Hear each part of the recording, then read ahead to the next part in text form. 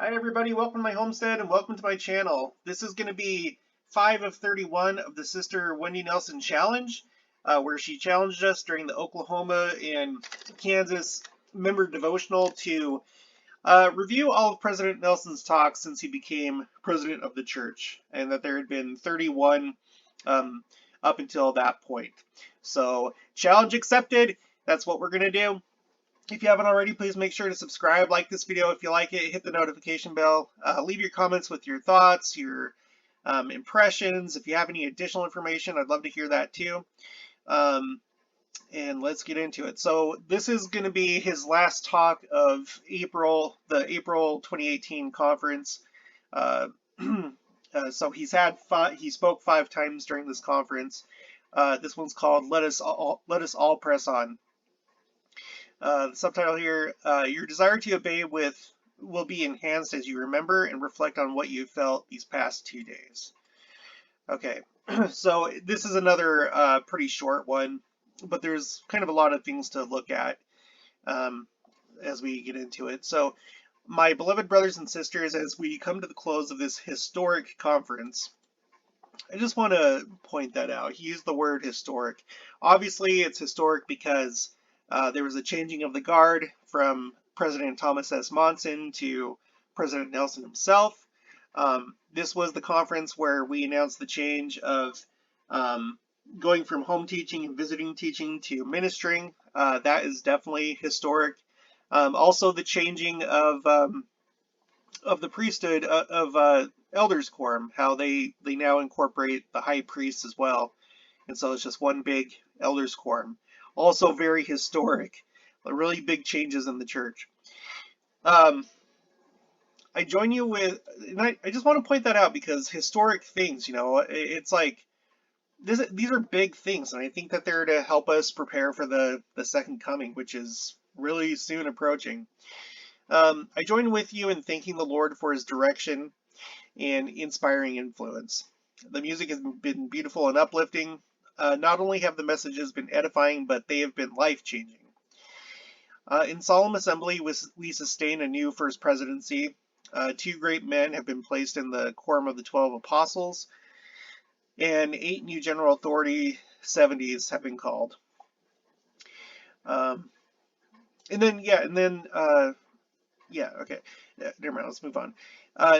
Now, a favorite hymn summarizes our renewed resolve, our challenge and our charge going forward.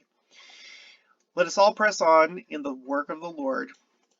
Now, this is interesting because, again, this is, I think, very specific to the time that we're living in, also very second coming related because of the time that we're living in. Okay, think about the world and just all the contention and the attacks from the adversary and just how crazy things are getting. Let us all press on in the work of the Lord, that when life is o'er, we may gain a reward. Interesting thing here, this is another thing that I just noticed through studying these talks. He really likes to focus on the ultimate reward. The ultimate reward, which is to inherit all that the Father hath, right? The end goal, why we're doing all this, the importance of Christ and what he can bless us with through his atonement is to receive all that the Father hath. This comes up quite a bit with President Nelson. Okay, now, in the fight for right, man, is there a lot of that going on right now, and hopefully you're engaged in that, fighting for right, and not just sitting down and taking it and letting others, tell everybody what's quote-unquote right. Let us wield a sword. So let us actively be fighting. And I would encourage you to do so. That's what I'm trying to do with this YouTube channel. For you, it may not be starting a YouTube channel, or maybe it is. So if you have any inkling of doing that, I would encourage you to start your own channel. But it can be done in many different ways. Just it doesn't have to be on social media, although it is a powerful tool. Maybe it's just in your personal life, your neighbors. So think about ways that you can wield a sword. Okay, let's be wielding a sword, especially right now. The mighty sword of truth. And truth is definitely something that's been under attack, something that's been debated um, just kind of ferociously on many different issues. Truth is also another big theme, I think, with President Nelson, and the general authorities have been talking about it. There's a lot right now, more than any other time, that has to do with what is true. Just think about this last conference that we had, where he talked about, looking for pure truth, pure revelation, the pure doctrine of Jesus Christ, the mighty sword of truth. Fear not, though the enemy deride. Okay, I know there's a lot of people that are really concerned about just all the strides that the secular world is making and all the philosophies that they're trying to get into our heads.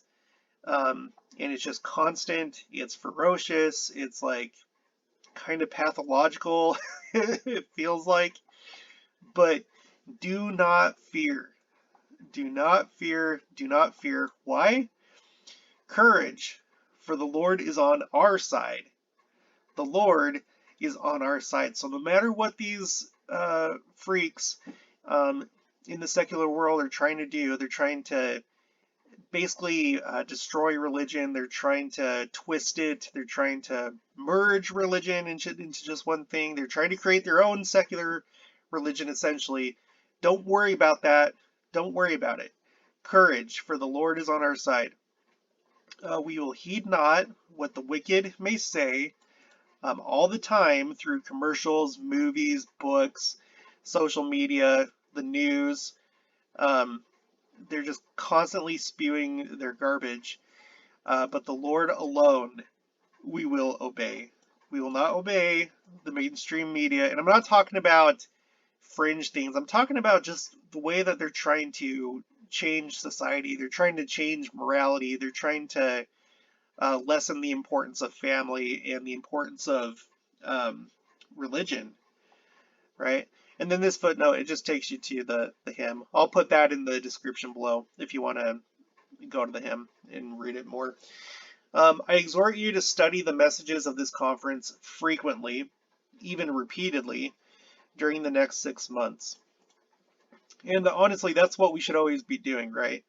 And I'm glad that Sister Nelson challenged us to go through his talks all the way back to when he first became president. But let's really focus on what was said the last conference, because it's probably the most relevant to the following 6 months, right? It's current. It's the things they're sharing, the things that they're currently thinking about in that moment of time. So I think it's important to always be not just listen to it, and then be done, but go back and of course we do that in in church. That our lessons are based on the talks, but I think it's even more than that.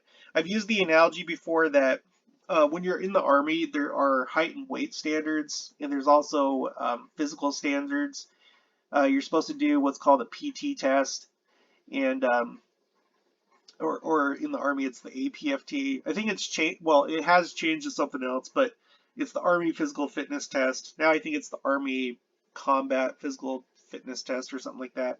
But back when I was in, you did a 2 mile run, a 2 mile or a 2 minute push-ups and 2 minute sit-ups, and in order to pass that test and also to maintain your height and weight, usually, in most cases, simply doing the bare minimum, which is like every morning, Monday through Friday, you're doing PT or physical training in the morning for an hour. If that's all that you do with your unit, that's usually not good enough to keep up the standard. You usually have to do individual work, go to the gym, or whatever it is that you need to work on, even just doing push-ups or sit-ups at home. But usually doing that bare minimum PT with your unit is not good enough. So even though we have general conference, and even though we're reviewing conferences, we do these lessons at church, it's probably not good enough. We need to make sure that we're doing our own study, not just general conference, but also reading the scriptures and so forth. So that's my thought on that. Um, conscientiously look for ways to incorporate these messages in your family home evenings, your gospel teaching, your conversations with family and friends, and even your discussion with those not of our faith. So, conscientiously think about conference and look for ways to incorporate that in everything that you're doing, all the conversations that you're having with everybody, all the lessons that you're teaching at home, and so forth. Many good people will respond to truths taught in this conference when offered in love, right? Offered in love. When we're sharing the gospel, when we're defending the truth, right? When we're wielding this sword, we need to we need to be using that sword with love.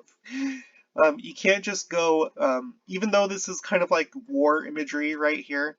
Um, it's not war in the sense that you go and you argue with people and you try and force things down their throat. It's done in a you use the sword meekly, right? It's like that saying that you catch more flies with sugar than with vinegar or with honey. No, sugar. You catch more flies with sweet stuff uh, instead of vinegar.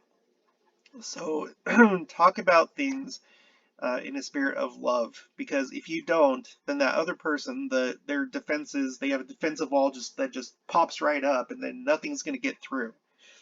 Okay, you want to get them when their defense is down and when they don't feel threatened, and they don't have to protect themselves. So and your desire to obey will be enhanced as you remember and reflect upon what you felt these past 2 days.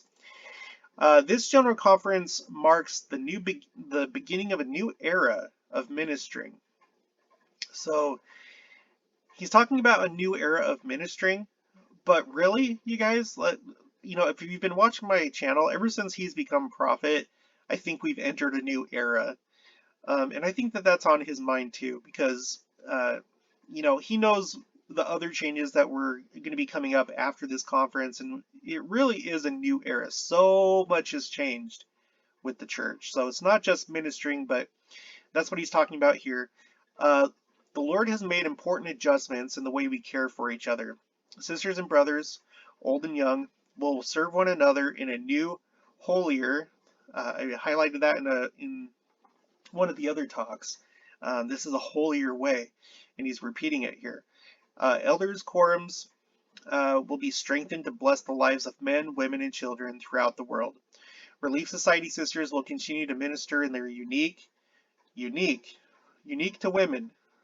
We talked about that, I think, in the last talk, and loving way, extending opportunities to younger sisters, which I think is hastening the work, to join them as appropriately assigned. Okay, our message to the world is simple and sincere. We invite all of God's children on both sides of the veil to come unto their Savior, receive the blessings of the Holy Temple, have enduring joy, and qualify for eternal life. And this is what I was just talking about earlier, how he likes to talk about the ultimate goal. Doctrine and Covenants 14:7. And if ye keep my commandments and endure to the end, you shall have eternal life. Which gift is the greatest of all the gifts of God? Okay. Eventual exaltation requires our complete fidelity now to the covenants we make and the ordinances we receive in the house of the Lord. I highlighted the word complete because in this last conference, October 2021, Jeffrey R. Holland was talking about that, how we need to be all in, okay? We can't just be half and half. We can't be like, I don't know if it was Boyd K. Packer who said this, but it's an analogy that always stuck in my mind. We can't have our main home in Zion, but then have a summer home in Babylon or in Sodom and Gomorrah, right? And if you look at those around you, I think you can tell that there are people that do that, and probably a lot of those people are actually tares instead of wheat, right? The wheat and the tares. People that they go to church, they do what they're supposed to do, but you can definitely tell that they have a summer home, or maybe their main home in Babylon instead of Zion. In fact, like maybe it's reversed. They have a summer home in the church, but their main home is in Babylon.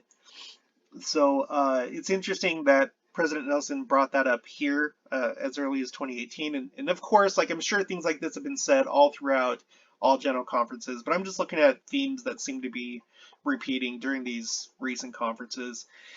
So we need to be all in, and they've also been stressing ordinances, and specifically ordinances as they relate to being prepared for the second coming. That we need to make sure that we do it for ourselves, but also do it for the dead. And I theorize that it's really important to do it for the dead so that they can not have to wait anymore, because the resurrection is going to happen, but they have to wait till their ordinances are done before they're resurrected to one of the three glories. So let's get it done so that they can participate in the very beginning of the resurrection when it happens. All right, now check this out. Okay, at this time we have 159 functioning temples, and more are under construction. We want to bring temples closer to the expanding membership of the church. So we are now pleased to announce uh, plans to construct 7 more temples. Now, you may think that it's nothing, but man, I keep seeing them talk about 7 quite a bit. If you've been watching my channel, especially this last conference, I've noted the times that the number 7 has come up, and I can't remember the number right now, but in this last conference of October 2021, the number 7 was brought up something like 10 or maybe 12 times, maybe 10 times. Um, now, excuse me. So I don't know if they would like do this just for the sake of saying the word 7 in regards to these temples being announced, but uh, him starting off his presidency in announcing 7 temples. I don't know. I feel like there might be something there, but um, we don't need to lose too much sleep over it. But I just think that's interesting.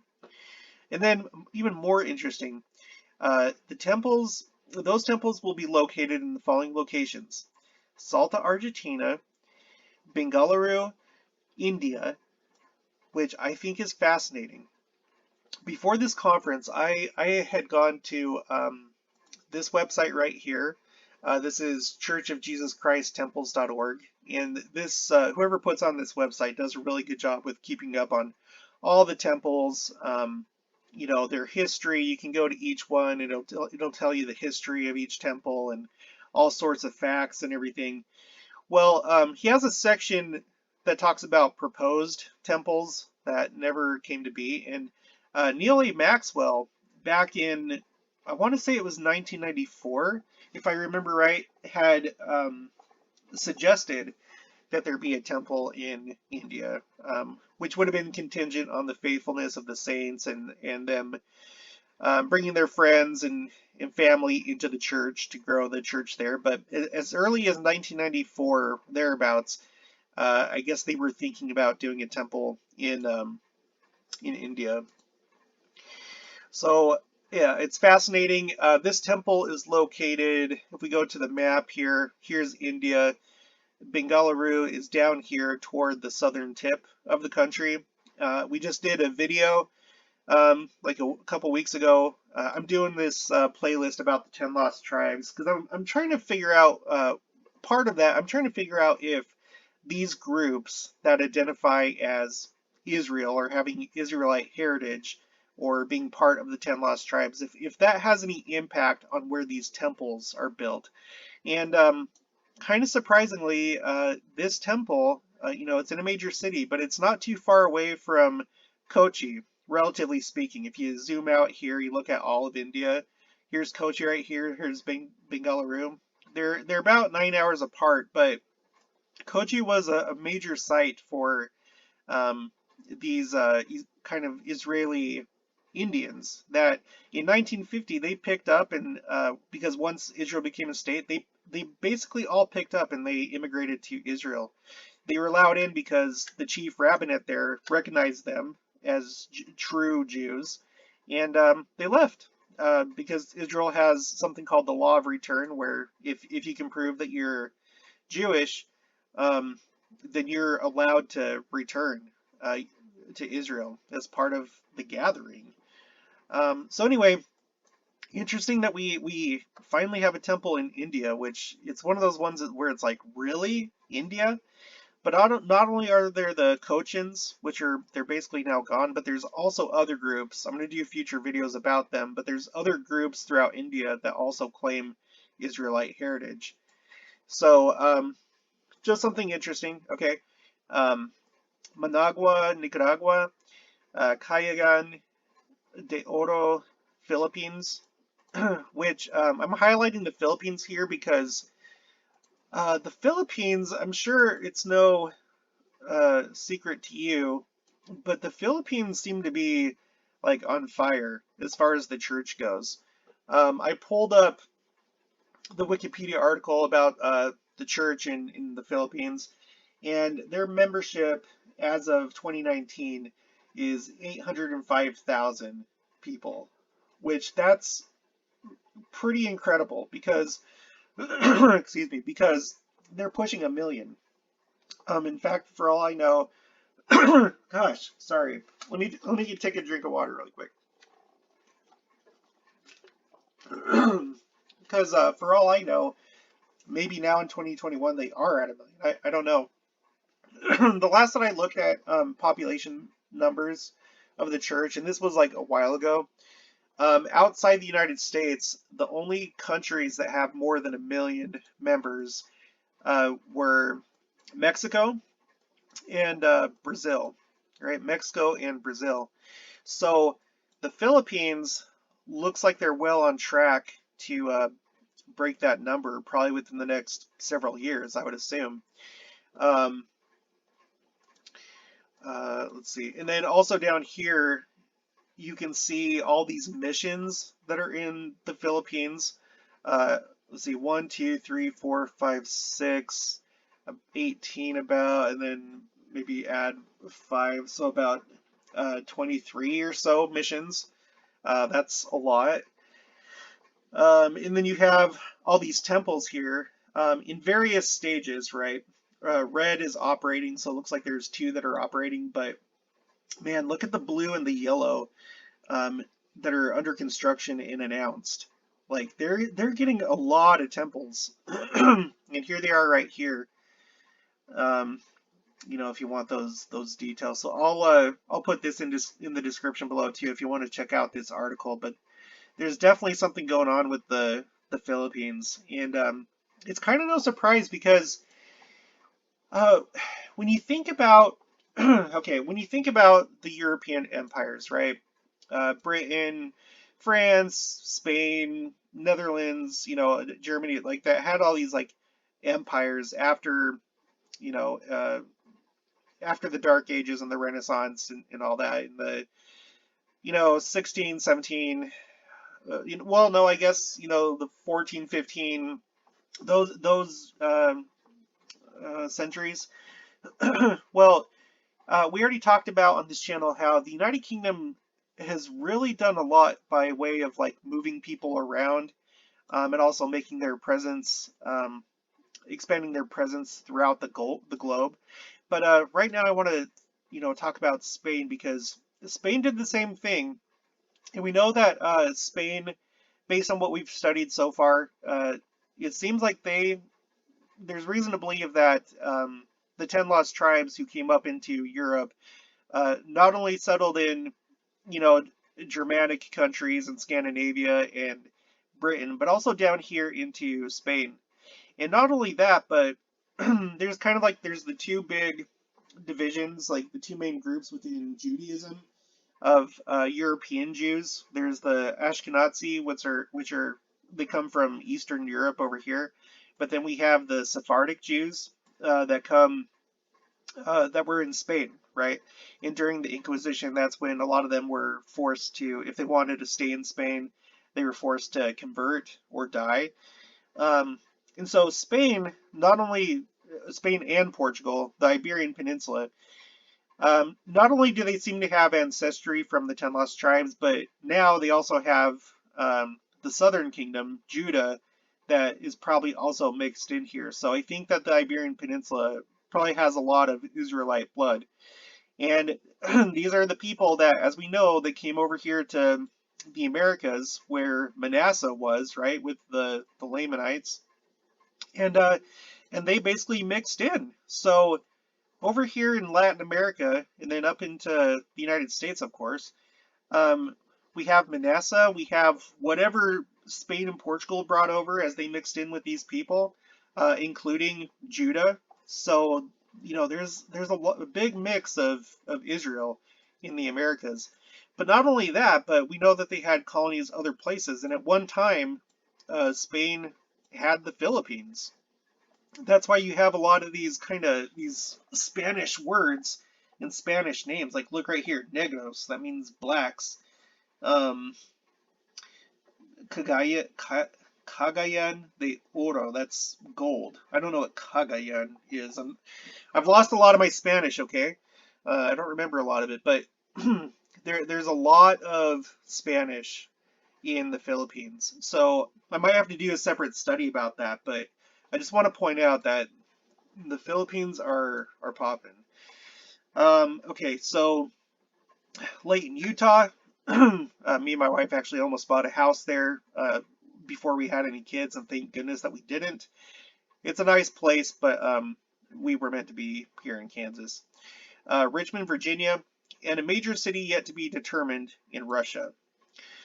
So April 2018, they announced this Russian temple. I wanted to check up on the status of it. If you go to the church website, it says as of right now they still don't have a location for it, and it's still just under announced status. Let's see, then I came over here to Church of Jesus Christ Temples.org just to see what I could find. There's no renderings, there's no city, but it does note that, however, there are currently only 3 cities in the country where stakes have been organized: Moscow, St. Petersburg, and Saratov. So I actually want to see, where is Saratov? I'm saying Saratov because they pronounce their W's as V's. Saratov. Or their V's as W's and W's as V's. Okay, so here it is. So this is, oh, that's kind of interesting. That's really interesting. So this ties into a video I did recently about the 10 lost tribes and linguistics, how there was an Ensign article that talked about how there's a lot of indication linguistically by names and stuff that the 10 lost tribes after the Assyrian conquest, the main body came up through here between the Black and the Caspian Sea, and there's a lot of stuff around here, especially along the northern shore of the Black Sea, and also some over here that they came up here. There's a lot of like Hebrew names and words and stuff like that that made their appearance here and also into Europe after 700 BC, which is right after they were conquered. So if this is one of the temples, well, it's already interesting that there's a stake right here, right? Because presumably, some of them obviously came over here into Western Europe, but I'm sure a lot stayed over here. And look where that stake is. It's right in that path. This was kind of like the stomping grounds of that early group, at least. So anyway, we got Saratov right here, then we got Moscow, and then St. Petersburg. So very possibly one of these 3 locations. I think it would make the most sense if it was in Moscow, because that's right in the middle of these 2 other cities, as you can see. But I guess we'll just have to wait and see, and hopefully they can get that temple as soon as possible. President Russell M. Nelson made the historic announcement of Russia's first temple at the end of his closing remarks at the 188th annual general conference. No city was named as part of the announcement, only that it would be constructed in a major city yet to be determined. While serving as an apostle, President Nelson himself organized the first stake in Russia.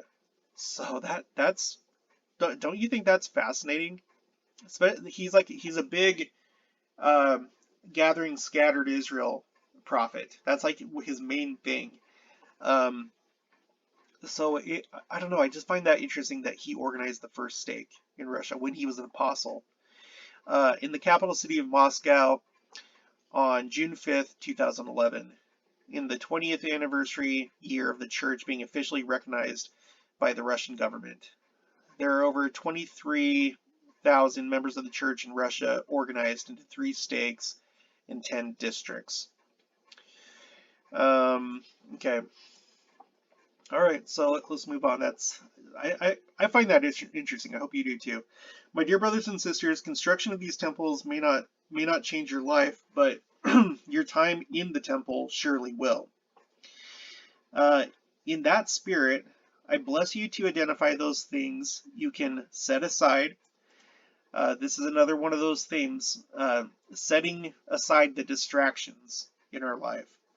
There are a lot of distractions. They talked about it a lot in this last conference, especially. So identify those things you can set aside so you can spend more time in the temple. And that's another huge thing as of late, within the last 6 months, is going to the temple and specifically doing it in preparation for the second coming. If you read the Liahona, if you look at talks, if you look at how they've been talking, you get that sense.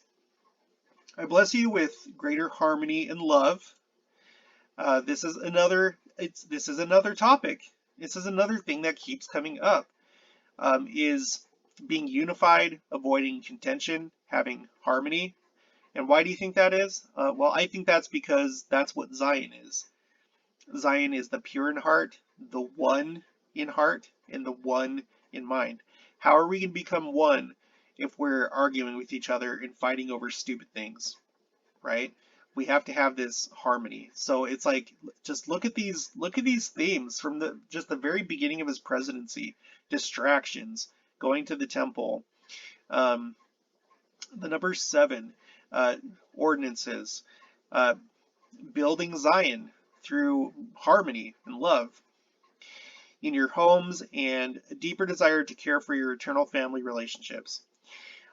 I bless you with the increased faith in the Lord Jesus Christ and a greater ability to follow him and his true disciples. Another theme, talking about truth. I bless you to raise your voice in testimony. So you guys, we need to be sharing our testimony. That doesn't mean going to your neighbors and be like, I believe that the church is true and that Joseph Smith really was It's talking like a human being with your spirit and just bringing things up in conversation when appropriate, and being kind and serving that person, and building friendships, and letting them see you and see your example and let them feel your spirit. I'm not trying to toot my own horn, but there's been a lot of times that people have come to our home and they've told us that it feels good coming to our house. They're basically saying that they can feel the spirit there. And, that's huge, because then they're going to want to be around you more. They're going to want to know why. Why is your home different than mine? Oh, you go to this church? Maybe that's where it's coming from. So we need to be friends with people, do things for people, invite people when appropriate, and let's follow this advice and this admonition from President Nelson: raise our voice in testimony. All right, so I'm going to end it right there. I hope you enjoyed this review of his talk. I think that all of his talks are amazing. I'm glad that we're doing this. Thank you, Sister Nelson, for challenging us here in Kansas and Oklahoma to do this. And obviously, I hope that as many people as possible will, outside of Kansas and Oklahoma, will do this with us, because I think it's really important. If you haven't already, please make sure to subscribe, like this video if you liked it, hit the notification bell. Leave your comments with any thoughts that you had, any additional information, and if you have sources, that would be great, so I can use it for future videos and we can share it with everybody. And I'll talk to you guys later.